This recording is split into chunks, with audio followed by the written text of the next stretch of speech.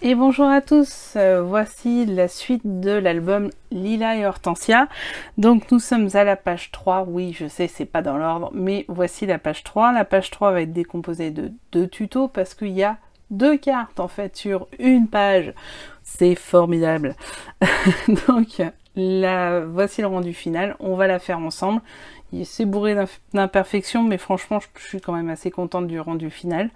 Cette page 3, qu'est-ce qu'elle nous promet? Elle nous promet une petite balade en papillon pour simplement voir derrière la fameuse carte à l'infini. Alors déjà, tuto numéro 2, ça sera donc l'emballage, la carte papillon. Nous ouvrons et vous avez ici la carte à l'infini. Donc on va le voir plein de fois se déplier, se redéplier. Celle-ci, elle a été faite énormément sur internet, hein, faut pas se leurrer. Cependant, moi je la refais avec des mesures qui me vont pour ma carte. C'est du 15 par 15, vous allez voir. Et elle se plie, elle se replie. Un petit die cut pour pouvoir la retenir. Donc cette carte peut faire... Là, moi, clairement, je ne vais mettre des photos que sur les grands carrés, pas sur les petits, c'est pas assez grand. Donc là, déjà, il y a 8 grands carrés, donc 8 photos. Ensuite, vous avez ici la possibilité de mettre 2 autres photos. Donc on est sur une carte pop-up, double pop-up même quelque part, avec la possibilité de mettre 10 photos. On a vu que l'autre fois, dans le tuto de la page 4, on en était à 14. Donc déjà, rien que les deux, on en fait 24. Petit nœud pour un effet maximum. On va voir ça tout de suite. C'est parti. Tuto numéro 1 pour la 4, page 3. C'est la fameuse carte à l'infini. À tout de suite. Donc vous venez de découvrir ce que vous allez faire sur la page 3, si vous souhaitez la même chose que moi. La page 3, il y a donc dedans une fameuse carte à l'infini. C'est quand même super drôle, on a l'impression de se retrouver en primaire, où on faisait les petits trucs comme ça, je ne sais pas si vous vous souvenez, où on faisait les cocottes en papier. Et ben pour moi, ça me rappelle les cocottes en papier. Donc pour ce faire, vous allez voir, c'est très simple. Par contre, il y a de la découpe. Alors, je viens de vous sortir un tuto de plus d'1 heure sur la page 4. J'ai décidé que sur ce petit tuto-là, ça ne durerait pas super longtemps. Et sachant que derrière, il y a l'enrobage. Donc, vous avez vu, c'est une carte en 2 tutos. La carte à l'infini et la carte en Z. La carte à l'infini, du coup, j'ai préparé toutes les découpes en amont. Cependant, j'en ai gardé un petit peu avec vous. Alors, pas des découpes, mais plutôt des plis. Donc déjà, pour pouvoir se faire, il faut absolument que vous ayez 4 rectangles de 15 par 7,5. 15 par 7,5. Sur ces rectangles-là, je vous laisserai les couper, vous reprendrez la vidéo, mettez sur pause, je ne sais quoi. Voilà, sur ces rectangles-là, vous allez voir qu'on va faire des plis. On va faire des plis, je ne sais pas si vous les voyez bien, pour pouvoir avoir nos repères pour les coller. Donc, précision, la carte à l'infini que je fais va faire 15 par 15. C'est une carte moyenne, il existe des tutos où vous trouvez des 20 par 20. Moi, je trouvais que 20 par 20 pour la page que j'ai par la suite, où je vous rappelle que la largeur est de 21 cm, c'est pas possible. Donc 15 par 15, c'est très bien. Il existe aussi du 12 par 12. Alors là, ça commence à être petit. Mais c'est plutôt bien pour des petits doigts. Ça pourrait être fait pour les enfants, par exemple. Donc moi, je pense que je vais le faire en atelier avec mon fils que vous connaissez maintenant. Donc, on va juste prendre ensemble, en fait, une carte pour pouvoir faire les plis. Donc, pour pouvoir faire les plis, vous avez plusieurs façons de le faire. Soit vous avez la chance d'avoir un massicot qui fait aussi plis, soit vous pouvez aussi le faire à la mimine, entre guillemets. Et je vais vous faire voir comment. Alors, là, clairement, pour faire les plis, il va falloir qu'on prenne 3,7 cm sur de ce sens-là. Attention, sur la longueur. 3,7 cm à gauche et à droite. Donc, comment on fait? Je prends 3,567 cm, formidable. Et là, alors soit je passe, je vais le faire une première fois avec le massicot, soit je passe carrément parce que j'ai la chance d'avoir la lame, soit je ne l'ai pas, et auquel cas je fais 3,7. Je prends mon plioir, je passe dans l'interstice et j'y vais. Et voilà, ça marche tout aussi bien. Ça, c'est important à savoir parce que, de toute façon, l'outil primordial dans le scrapbooking, c'est ça. Et définitivement, vous voyez, voilà, vous l'avez, ça marche tout aussi bien. Bon, je vais quand même continuer avec mon massicot parce qu'il est là et que c'est pas plus mal. Donc après, je prends 3,7 cm en fait parce qu'il faut que je fasse la moitié des deux. Vous voyez, comme ici. La moitié. Mais je m'arrête absolument au trait que je viens de faire. C'est ça le plus compliqué. Bon, si ça déborde un peu, c'est pas dramatique non plus. Hein, on va pas faire un scandale. Voilà. Donc 3,5, 6, 7. Ouais. Voilà. Et je suis pas du tout dans le truc parce que je suis pas droite.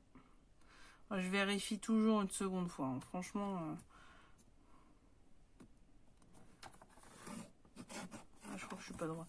Ouais, ils sont pas en face les uns des autres, je crois. Ouais. Si, c'est bon, ça va le faire. Alors, voilà. Donc ça, c'est la première partie. Donc je répète 15 par 7,5. Je fais 3,7, 3,7 et je reprends 3,7, 3,7, 3,7, 3,7. Ok. Donc je vais plier, parce que c'est un peu ça le principe. Hop. Tous dans le même sens. Ouais, celui-là, à mon avis, il va me poser problème. Tous dans le même sens, sauf un que je vais plier dans l'autre sens. Donc, tous dans le même sens. Peu importe, hein, que ce soit ce sens-là ou dans l'autre sens. Hop. Hop. De l'autre côté, ça peut le faire. Je plie. Je plie. L'autre dans l'autre sens, en fait, c'est à peu près la même chose. Hop. Vous allez voir pourquoi. C'est il y a juste le premier. Il faut les mettre en quinconce. Donc, un comme ça. Et un comme ça. Voilà. Je les colle bord à bord. Enfin, je les colle. Je les place sur ma feuille bord à bord. Essayons qu'ils aient la même taille. Et à chaque fois, ils n'ont pas forcément la même taille. Ensuite, je prends ma colle et je vais simplement coller les deux autres parties, mais vous allez voir d'une certaine manière. Alors, quelle manière? Tout simplement, j'ouvre la colle, je fais ce petit carré là. Attention, pas trop déborder. Hein. On est méticuleux.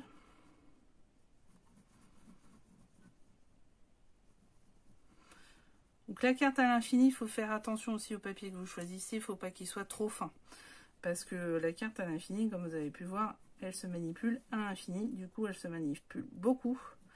Et elle peut casser à un moment, se décoller, enfin je vous raconte pas. Donc,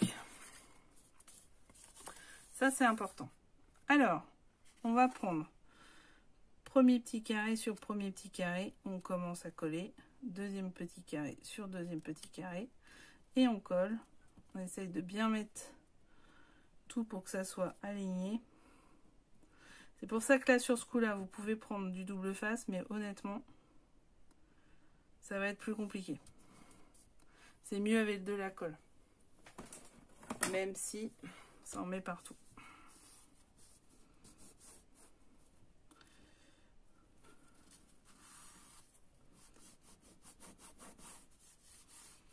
Voilà.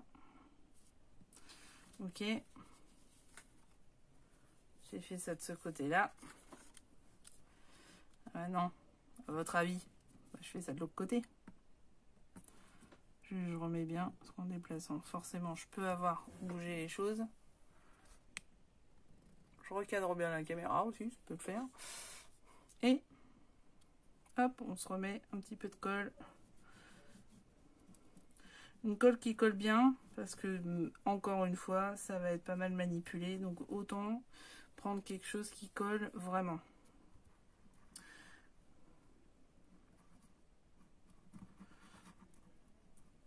pour ça que là, pour le coup, elle commence à me prendre la tête.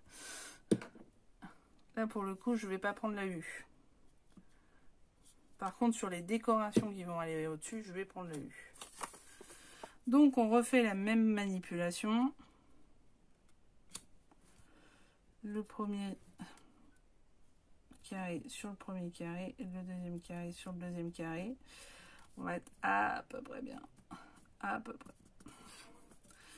À peu près. Voilà. Bon, là, on essaye que ça se joint. Et s'il faut recouper, on va recouper après.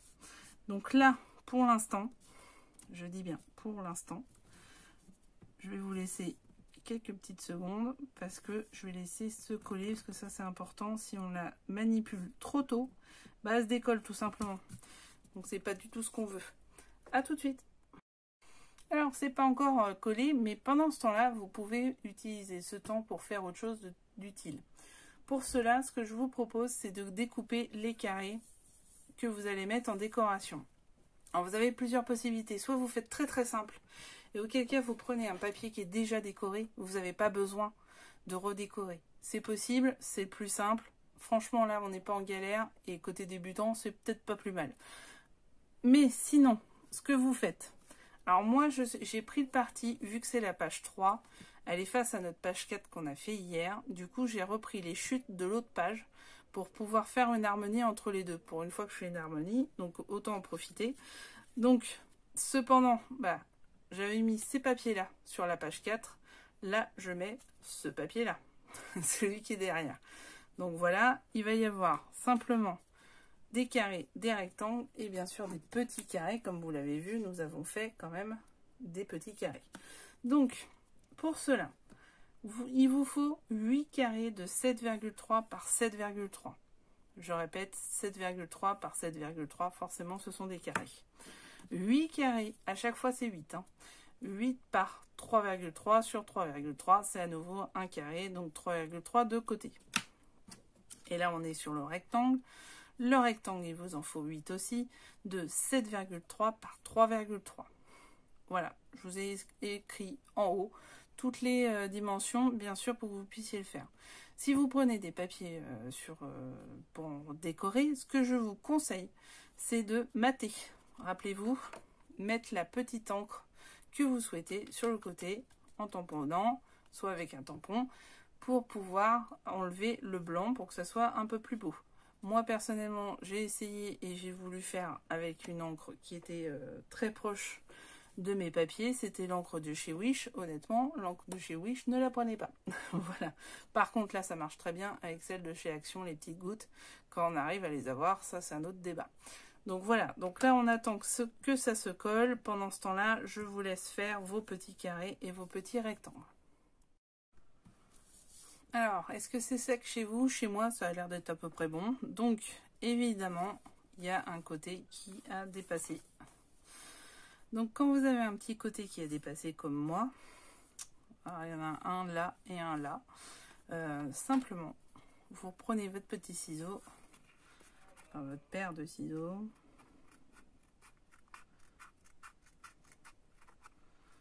et vous coupez. Voilà. Alors c'est simplement que c'est peut-être un mauvais calcul de massicot, hein, c'est pas, voilà, ça arrive. Ça n'a pas coupé très droit, ça arrive aussi. Par contre, on va essayer que ça soit pas pourri comme ce que je suis en train de faire. Ah, bon, on va pas faire pire. Hein. Et un petit peu là-haut.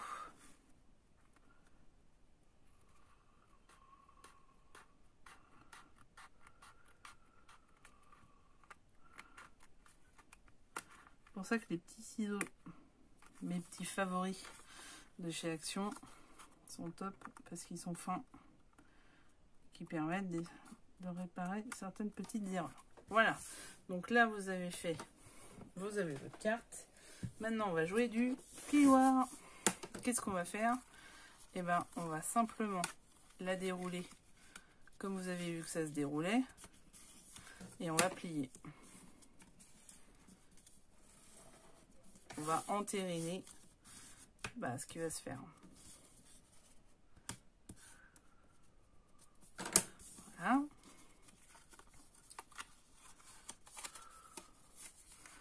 Hop.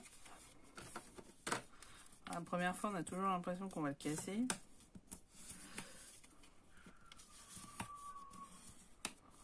Il y a un petit léger décalage. Ah, voilà, ça y est, c'est bon, pas de souci. On va recommencer pour être sûr que ça glisse tout seul. Elle glisse toute seule. Voilà, un petit moment où ça glisse un peu moins. C'est ici. C'est celle-là.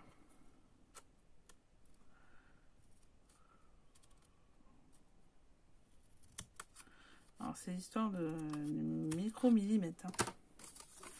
Hop, hop, hop, hop. Je replie. Et c'est bon. Alors vous voyez que là il y a ma petite bafouille. Cette petite bafouille, c'est pas dramatique. Il va y avoir les papiers au-dessus. Et nous arrivons donc à la fin de l'histoire. C'est les papiers à coller. Donc simplement, par exemple ça et ça. Après, vous allez avoir des bandes à coller, des petits carrés. Alors moi ce que je vous conseille, parce que pour pas se paumer, c'est... Voilà, par exemple là vous savez que ça va être des petits carrés pour cela. Donc forcément vous avez 4 carrés ici à coller et vous avez 2 gros. Ben voilà, ça c'est le début. Comme ça, déjà vous faites celle-ci, ça vous permet de voir si par la suite où vous allez coller les autres. Parce que alors, moi je me suis embrouillée sur la première. Sur mon premier album, j'en ai fait une, je me suis complètement embrouillée à un moment. Donc d'abord vous placez les petits, après ça va vous faire placer les rectangles et après bah, les gros c'est facile. Voilà, donc moi je vais aller décorer. Ce que vous pouvez faire aussi c'est carrément ne pas mettre un carré mais mettre une image, même mettre un die, mettre autre chose. Ça c'est possible, sachant que sur vos carrés bien sûr il va y avoir les photos. Ben oui, c'est un peu ça le but hein, quand même dans l'histoire. Donc voilà. À tout de suite pour le rendu final. Je pense que j'ai tout dit sinon. Moi, je vais partir sur de la colle UU. Vous faites comme vous voulez, surtout c'est le plus important. Et on se retrouve tout à l'heure. Et voilà, nous y sommes, ça y est, elle est prête. Donc j'ai collé toutes les parties. J'ai rajouté un petit die cut ici et un autre ailleurs, vous verrez. Je vais regarder si je peux pas rajouter des washi pour faire un petit côté ou je sais pas, pour mettre sur un côté comme ça, pour changer un peu. Mais en fait, ce sont les photos qui vont faire l'embellissement, hein, purement et simplement. La carte à l'infini est terminée. Maintenant, nous allons faire la carte en Z pour habiller tout simplement la page et ainsi qu'un petit bandeau pour le faire. Donc soit ça va être un bandeau pour la mettre comme ça, soit ça va être un bandeau pour la mettre comme ceci, auquel cas le bandeau est beaucoup plus petit. Donc on se revoit très prochainement pour le tuto 2 de la page 3 pour la carte en Z. À bientôt. Bye.